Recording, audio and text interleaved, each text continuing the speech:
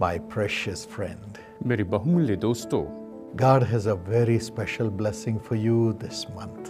इस महीने परमेश्वर ने आपके लिए बहुत ही विशेष आशीष रखी है। You have sought the Lord with all your heart, आपने अपने पूरे हृदय से परमेश्वर को खोजा है, with all your strength. अपने सारे बल से।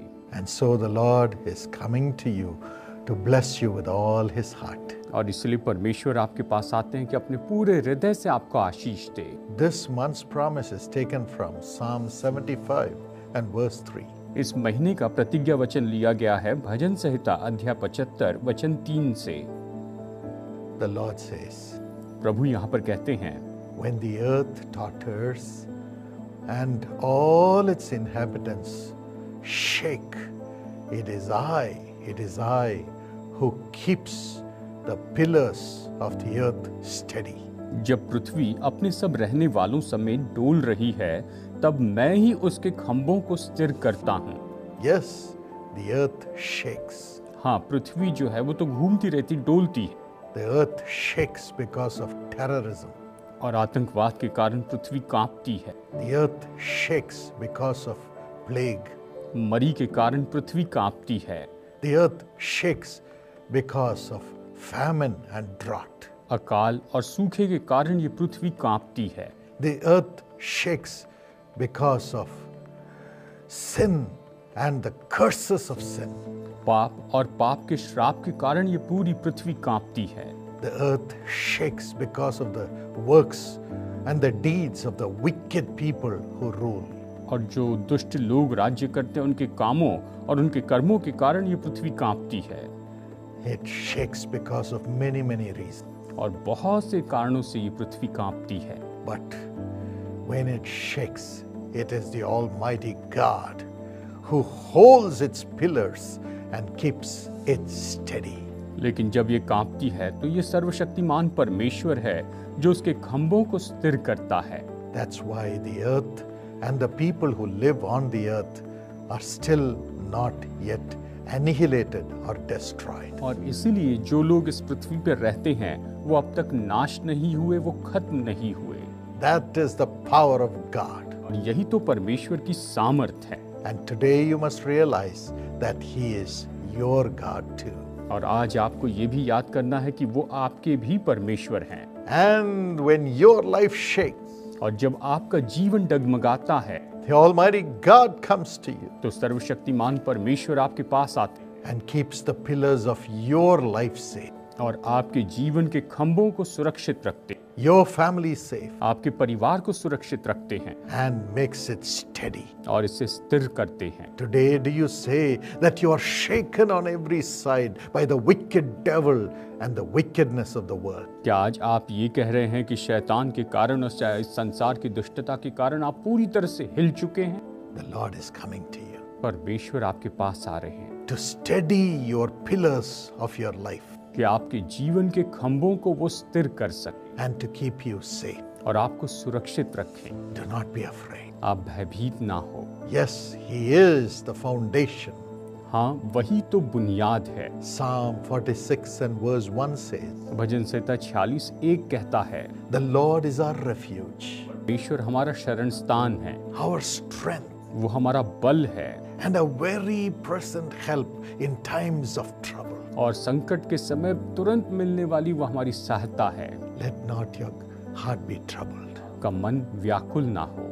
Now there are several pillars which God places in our lives. अब देखिए, ऐसे बहुत से खंबे हैं जो परमेश्वर ने हमारे जीवन में रखे हैं। Firstly, it is the pillar of worship, सबसे पहले ये तो आराधना का खंबा है, the pillar of honoring God in your life. अपने जीवन में परमेश्वर का आदर करने का खंबा है। If you read Genesis 28 and verse 18 onwards, अगर आप उत्पत्ति अध्याय 28 और वचन 18 से आगे पढ़ते जाएं, you read this from the life of Jacob. आप इसे याकूब के जीवन से पढ़ते हैं। The life of Jacob was shaken at that point of time. समय याकूब का जीवन तो पूरी तरह से झंझोड़ दिया गया था। His brother wanted to kill him because he got the birthright. He got the blessings of inheritance from his father. उसने अपने पिता से पहलौठे का अधिकार, उसने अपने भाई से पहलौठे का अधिकार ले लिया था और उसके कारण पिता की ओर उसकी आशीष मिली। There was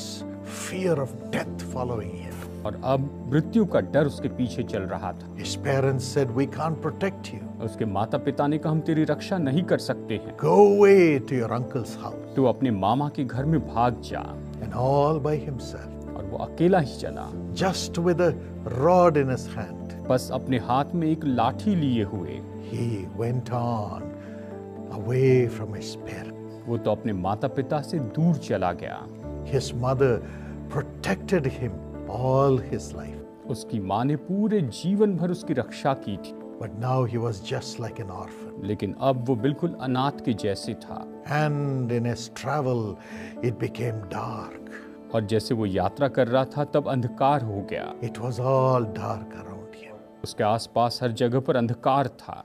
He took a stone, उसने बस एक पत्थर उठाया, put it under his head, अपने सिर के नीचे रख दिया and lay down on the ground. और जमीन पर ही लेट गया। But it was then लेकिन उस समय God came to him. परमेश्वर उसके पास में आए। God said, "I will never leave you. I will never forsake." परमेश्वर ने कहा मैं तुम्हें न कभी छोड़ूंगा न कभी त्यागूंगा। And the Lord opened his eyes through the dream and appeared to him and talked to him. और परमेश्वर ने उसकी आंखें खोली, इस स्वप्न के द्वारा वो उसके सामने प्रकट हुए, उसने उनसे बातें की। And he said, "Jacob, और परमेश्वर ने कहा याकूब I'll be with you. मैं तेरे संग रहूंगा, I'll be your God." मैं तेरा परमेश्वर रहूंगा। And as he comforted him और जैसे उसने उसे तसल्ली दी, and showed him the angels, उसे स्वर्गदूत दिखाए, Jacob got up in the morning याकूब सुबह के समय उठा and he put a stone as a pillar और उसने वहां पर एक पत्थर रखा, उसे खंबे के जैसे रखा and poured oil on it. और उसके सिर पर तेल डाल दिया। And he called it Bethel. और उसने उस स्थान का नाम बेथेल रखा। Bethel means the house of God. Bethel का अर्थ है परमेश्वर का घर। He said, "This is the gateway to heaven." उसने कहा ये तो स्वर्ग का फाटक है। And he said, "I will establish this pillar as the foundation in my life." और उसने कहा कि मैं इस खंबे को यहाँ पर स्थापित करता हूँ अपने जीवन में एक बुनियाद के रूप में। He said, "God will be with me all the time. उसने कहा परमेश्वर हर समय मेरे साथ में होंगे। I will keep God with me all the time. मैं हर समय परमेश्वर को अपने साथ रखूंगा। I will be the child of God." परमेश्वर की संतान हो जाऊंगा। And secondly, he said, और दूसरी बात उसने कही, "This pillar ये खंबा, which I set in my life will be God's house." ये जिसे मैंने अपने जीवन में यहाँ पर स्थापित किया, ये परमेश्वर का भवन होगा। He said, "My life will be God's house. उसने कहा मेरा जीवन परमेश्वर का घर होगा। I will have God living in me." परमेश्वर मेरे अंदर वास करेंगे। Yes, I set up that pillar in my life. हाँ, मैंने अपने जीवन में वो खंबा स्थापित किया है। I'll keep God with me, मैं परमेश्वर को अपने साथ रखूंगा and I will keep God in me and make my body His temple. परमेश्वर को मैं अपने अंदर रखूंगा और अपने शरीर को उसका मंदिर बना दूं। And thirdly, तीसरी बात, as the Lord takes me and brings me back, I will give Him offerings. I'll give Him 1/10 of all my earnings.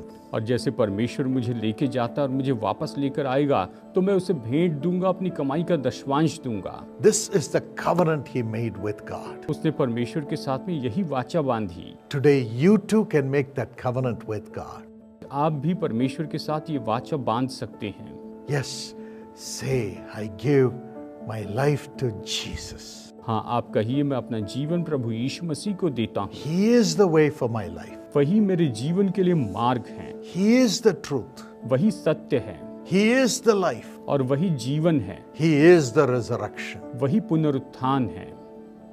And I will trust Him concerning everything in my life. और मेरे जीवन की हर एक बात के विषय में मैं उस पर भरोसा रखूंगा। I will keep the Lord Jesus with me always. मैं प्रभु यीशु मसीह को हमेशा अपने साथ में रखूंगा। In Psalm 16 and verse 8, भजन संहिता अध्याय 16 वचन 8 में David says, दाऊद ये कहता है, "I have set the Lord before me, मैंने परमेश्वर को अपने सामने रखा है because He is on my right side. क्योंकि वो मेरी दाहिनी ओर है। I will never be shaken. और मैं कभी नहीं हिलूंगा। My pillar will never be shaken. मेरा खंबा कभी नहीं हिलेगा। Today, choose Jesus, आज आप यीशु को चुनिए, not the devil, शैतान को नहीं, not the world, संसार को नहीं, not the lusts of the world, संसार की अभिलाषा को नहीं, but the life-giving Jesus. लेकिन जीवन देने वाले यीशु को चुने। Tell him, Lord, I want you to be with me always. उससे कहे, प्रभु मैं चाहता हूं कि आप हमेशा मेरे साथ में रहें। He says, I will never leave you. I will never forsake you, according to Joshua 1:5. यहोशू 1:5 के अनुसार उसने कहा है कि मैं तुम्हें न कभी छोड़ूंगा न कभी त्यागूंगा। And Joshua 1:9, he says, I will go with you wherever you go. और यहोशू 1:9 में उसने कहा कि जहां कहीं तू जाए मैं तेरे साथ जाऊंगा। Yes, my friend, this is the covenant you need to make with Jesus today. हाँ मेरे दोस्तों, आज आपको यीशु के साथ में यही वाचा बांधनी चाहिए। On the 20th July 1967, 20 जुलाई 1966 के दिन the Holy Spirit lifted the spirit of my father to heaven. पवित्र आत्मा ने मेरे पिता की आत्मा को स्वर्ग में ले गया And he was in the presence of the Lord Jesus. और वो प्रभु यीशु मसीह की उपस्थिति में थे He was seated on a golden chair. और वहां पर सुनहरी कुर्सी पर बैठे थे And there was a golden table in front of him. और उनके सामने सोने की मेज थी। And he asked my father, और उसने मेरे पिताजी से पूछा, My son, मेरे बेटे, will you serve me? क्या तुम मेरी सेवा करोगे? Will you serve me? क्या तुम मेरी सेवा करोगे? My father said, Lord, मेरे पिता ने कहा, प्रभु जी, only if you promise me केवल अगर आप मुझसे प्रतिज्ञा करें that you will come with me wherever I go, will I serve you. कि मैं जहां कहीं भी जाऊं आप मेरे साथ में वहां पर आएंगे तो ही मैं आपकी सेवा करूंगा। And the Lord made a covenant with him that he will go with him wherever he goes all his life.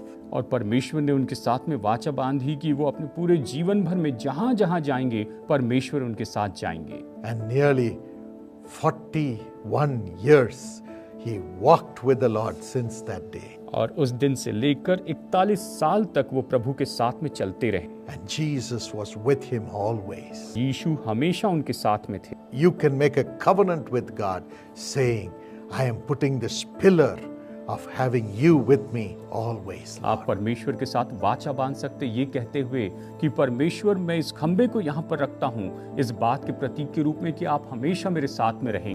And secondly, he said, दूसरी बात उसने कही, not just with me, Lord. केवल मेरे साथ में ही नहीं प्रभु, I give my body as a temple to you. मैं अपना शरीर आपके मंदिर के रूप में देता हूँ। 1 Corinthians 3:16 पहला कुरिन्थियों 3:16 and 6:19 और 6:19 says, यही तो कहता है, your body is the temple of the Holy Spirit. आपकी देह, आपका शरीर पवित्र आत्मा का मंदिर है। You are the temple of God. आप परमेश्वर के मंदिर हैं। The Spirit of God, the Spirit of Jesus wants to live in you. परमेश्वर का आत्मा, यीशु का आत्मा आप में रहना चाहता है। So open your body and make it the temple of the living God. तो अपनी देह को खोलिए और आप अपने आप को यहाँ पर जीवित परमेश्वर के लिए मंदिर बनाइए। Yes, everything in you shall belong to the Spirit of God. आपके अंदर की हर चीज परमेश्वर की होनी चाहिए। It will be no more you, but Christ living in you. अब आप नहीं रहेंगे लेकिन आप में मसीह जीवित रहेंगे। This is the pillar God wants to put in your life when you open your life to Jesus. आप अपना जीवन प्रभु यीशु के लिए खोलते हैं तो यही वो खंबा है जो परमेश्वर आपके जीवन में रखते हैं। When you open your body to be His temple, अपनी देह को उसके भवन के लिए खोल देते हैं, keeping your body as a living sacrifice, holy and acceptable to God. और आप अपनी देह को जीवित बलिदान के रूप में रखते हैं, परमेश्वर के लिए पवित्र रखते हैं। This is the worship God expects from you. यही तो वो आराधना है जो परमेश्वर आपसे अपेक्षा करते हैं। Romans 12 and verse 1. रोमियो 12 अध्याय वचन 1। Today, open your bodies to be God's temple. अपनी देह को खोलिए कि आप परमेश्वर के मंदिर हो जाएं। Pillar of the Holy Spirit will be in you. पवित्र आत्मा का ये जो खंबा है आपके अंदर होगा। And thirdly, he says, और तीसरी बात उसने कही, Oh Lord, when you take me and bring me back, हे प्रभु, जब आप मुझे लेकर जाते और मुझे वापस लेकर आते हैं, I will give you 1/10 of all my earnings. कि मैं अपनी कमाई का 10वां भाग दूंगा। When you come with me and bless all the work of my hands, जब प्रभु आप मेरे साथ में आएंगे और मेरे सारे कामों को आशीष देंगे, I will give you 1/10 of all my earnings. तो मेरी सारी कमाई का दशवांश मैं आपको दूंगा। That is a pillar of my life. और यही तो मेरे जीवन का खंबा है। Yes, I will keep you connected to everything that you give me. आप जो मुझे देते हैं उन सारी बातों में मैं आपको जोड़े हुए रखूंगा। That's why he says in Exodus 23:20, और इसीलिए वो निर्गमन 23:20 में कहते हैं, I'm sending an angel ahead of you to guard you along the way and to bring you to the place which I have prepared. सुन, मैं एक दूत तेरे आगे आगे भेजता हूँ और जो मार्ग में तेरी रक्षा करेगा और जिस स्थान को मैंने तैयार किया है उसमें तुझे पहुंचाएगा।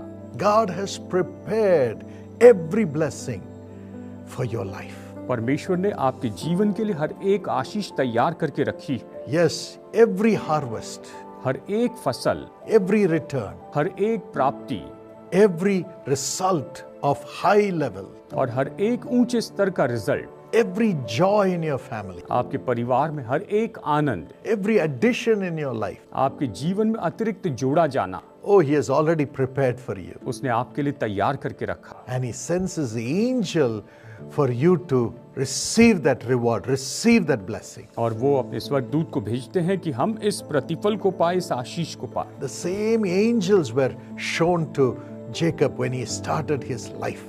और जब यूसुफ ने अपने जीवन की शुरुआत की तो यही स्वर्गदूत उसे दिखाई दी। God is sending his angel with you परमेश्वर अपना स्वर्गदूत आपके साथ भेजते हैं as you make a covenant with him to give 1/10 of your earnings for his ministry today. और जैसे कि आज आप समर्पण करते हैं, उसके साथ वाचा बांधते हैं कि आपकी कमाई का 10वां भाग आप उसकी सेवकाई के लिए देंगे। That angel will protect your job, कि स्वर्गदूत आपकी नौकरी की रक्षा करेगा, protect you in your study, आपकी पढ़ाई में आपकी रक्षा करेगा, protect your name, आपके नाम की रक्षा, protect your earnings, आपकी कमाई की रक्षा करेगा, protect your family relationship, आपके पारिवारिक संबंधों की सुरक्षा करेगा and protect the business, और व्यापार की सुरक्षा करेगा। and protect everything that you do, और आप जो कुछ भी करते हो उन सब की रक्षा, and bring you to the place of God's plan of the blessings that you should receive. और परमेश्वर की योजना की उस जगह पर लेकर आएगा जहां पर आप उसकी आशीषों को प्राप्त करें। And the angel will bring it to you, और स्वर्गदूत आपके पास लेकर आए and you will give 1/10 of your earnings to God और आप अपनी कमाई का 10वां अंश परमेश्वर को देंगे for his ministry, उसकी सेवकाई के लिए, for the poor to be blessed through his ministry, कि उसकी सेवकाई के द्वारा कंगाल जो गरीब लोग हैं वो आशीष पाए, for the people's tears to be wiped away, कि लोगों के आंसू पोंछ दिए जाए। and God will have you as a pillar, और परमेश्वर आपको खंबे के रूप में रखेगा and his pillar of his Holy Spirit will be with you, और उसके पवित्र आत्मा का खंबा आपके साथ में होगा। and he will be with you as a pillar, वो खंबे के रूप में आपके साथ में हो and all the prosperity will come, and you will stand strong as a pillar in life before everyone. सारी संपन्नता आएगी और आप अपने जीवन में सभी के सामने संपन्नता के रूप में खड़े रहेंगे। This happened in Jesus Calls ministry. ये जीसस कॉल सेवकाई में हुआ है।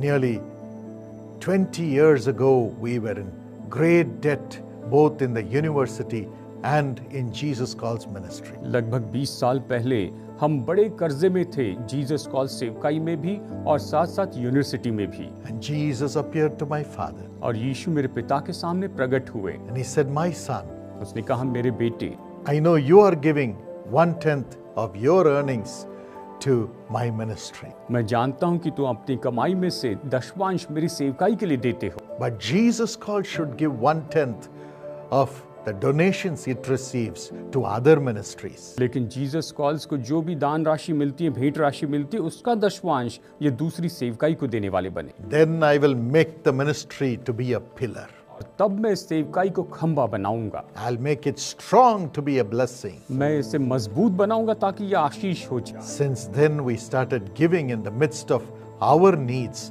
to other ministries. हमारी जरूरतों के बीच में हमने दूसरी सेवकाइयों को देना शुरू किया, helping other servants of God to build their churches, परमेश्वर के दूसरे दासों की मदद की कि उनके चर्च बना सके, taking care of the poor servants of God परमेश्वर के गरीब जो दास हैं उनकी देखभाल की, the education of their children, उनके बच्चों की पढ़ाई की, the marriage of their children, उनके बच्चों की शादी की, the medical expenses of their family. उनके परिवार का जो मेडिकल खर्च था वो भी देखा। And in return, God started blessing Jesus calls and Karunya. और इसी के बदले में प्रभु ने जीसस कॉल्स और कारुण्या को बदले में बहुत आशीष दी। And God saved us from debt. और परमेश्वर ने हमें कर्जे से बचाया। But then, after my father passed away, लेकिन फिर मेरे पिताजी के गुजर जाने के बाद the Lord told me to care for the poor also. परमेश्वर ने मुझसे कहा कि मैं भी गरीबों की देखभाल करूं। Through Sisha, today we are able to care for thousands and thousands of poor people. आज शीशा के माध्यम से हम हजारों हजार गरीब बच्चों की देखभाल कर पा रहे हैं। Poor children, गरीब बच्चे, poor women, व गरीब स्त्रियां and old people, और बूढ़े लोग, and people who do not have houses, और ऐसे लोग जिनके अपने घर नहीं, people who do not have dress, ऐसे लोग जिनके पास कपड़े नहीं, people who do not have food, ऐसे लोग जिनके पास खाना नहीं, and people who need a livelihood, और ऐसे लोग जिन्हें जीविका की जरूरत है, people who are affected by disasters. ऐसे लोग जो कि विपत्ति के द्वारा प्रभावित हुए हैं। Yes, to the best of our ability, we are able to help them through the support of the partners in India. Bharat में पार्टनर्स की सहायता से हम इन सब लोगों की सबसे अच्छी तरह से मदद करने की कोशिश कर रहे हैं And be a blessing to them through Sisha. कि शीशा के माध्यम से उनके लिए आशीष हो जाए। And God brought us totally out of debt. और परमेश्वर ने हमें कर्जे से पूरी तरह से निकाल And even today provides exactly what we need to meet the needs of the ministry, the university, and the service to the poor. और आज यूनिवर्सिटी, सेवकाई और कंगालों और गरीबों की सेवा करने के लिए जितनी भी जरूरत पड़ती है बिल्कुल सटीकता से उसे प्रभु पूरी करते हैं। God blesses every small offering that the people bring for the ministry and multiplies it and meets the needs of the ministry for us to fulfill God's plan. लोग जो अपनी भेंटें लेकर आते हैं, चाहे वो कितनी भी छोटी क्यों न हो, लेकिन परमेश्वर उसे आशीष देते हैं, उसे बहुगुणित करते हैं और हमारी सेवकाई को पूरी करने के लिए वो उसमें मदद करते हैं। Yes, God will bless you also. परमेश्वर आपको भी आशीष दे। Whatever you give, आप जो कुछ भी देते हैं He will multiply. वो बहुगुणित करेंगे। And look at Jacob. आप याकूब को देखिए, God multiplied everything in his life. परमेश्वर ने उसके जीवन में सब कुछ बहुगुणित किया। Yes, his uncle who employed him cheated him 10 times. और उसके जो मामा थे जिन्होंने उसे काम पर रखा था, 10 बार उसने उसे धोखा दी। He changed his salary 10 times and cheated him. 10 बार उसकी कमाई उसने बदल दी और 10 बार उसे धोखा दी। But God multiplied everything that Jacob worked for. और याकूब ने जिसके लिए भी काम किया, परमेश्वर ने उसे बहुतायत से बहुगुणित किया। And the returns came in double measure. और उसके बदले में जो उसे मिला वो तो दुगने माप में मिला। God did not permit his uncle to do injustice to him. परमेश्वर ने उसके मामा को अनुमति नहीं दी कि वो उसके साथ में अन्याय करे। And God appeared to his uncle and said, "Be careful not to say anything to Jacob, good or bad." और परमेश्वर उसके मामा लाबान के सामने प्रकट हुए और कहा कि याकूब के लिए न तू कुछ भी मत कहना, न तू बुरा कहना, न भला कहना। Genesis 31:29. उत्पत्ति अध्याय 31 वचन 29। So his uncle could not harm him, तो उसका मामा उसका कोई हानि नहीं कर सका, but rather the wealth of the wicked uncle came in double measure to Jacob, who came there with nothing in his hands. लेकिन उसके मामा का जो दुष्ट का धन था वो याकूब के पास में आया। जब याकूब वहां पर गया तो उसके पास में कुछ भी नहीं था। God blessed the labor of Jacob. परमेश्वर ने याकूब के काम को आशीष दी। And whatever his uncle gave him as salary, God multiplied it by giving him more lambs, more goats, more cattle, and so on. और जो कुछ भी याकूब ने कहा उसमें परमेश्वर ने उसे आशीष दी। परमेश्वर ने उसे और ज्यादा भेड़ें, और ज्यादा बकरियां, और ज्यादा पशु दिए। Yes, God will do that for you. हाँ, परमेश्वर इसे आपके लिए करेंगे। As you give to God from whatever He gives you, और परमेश्वर आपको जो कुछ भी देते हैं उसमें से जैसे आप परमेश्वर को देते हैं, He'll protect you वो आपकी रक्षा करेंगे and He will multiply. और वो आपको बहुगुणित करेंगे। This is God's plan for you this month. आज इस महीने परमेश्वर के लिए आपकी यही योजना है। God will be a pillar to you and never allow you to be shaken. आपके लिए परमेश्वर की यही योजना है, वो आपको खंबा बनाएंगे और आपको कभी हिलने नहीं देंगे। Keep Jesus with you always हमेशा यीशु को अपने साथ में रखिए and make your body the temple of the Holy Spirit, being filled with Him every moment. अपनी देह को पवित्र आत्मा का मंदिर बनाइए और हर पल उससे आप उसे भरे रखिए And give your offerings, 1/10 of your earnings, faithfully to God. और विश्वास योग्य रीति से अपनी भेंट, अपनी कमाई का दशवांश परमेश्वर को दीजिए And you will be strong as a pillar in life. और आप जीवन में मजबूत खंबे के जैसे हों। May God give you this blessing. परमेश्वर आपको यह आशीष दे।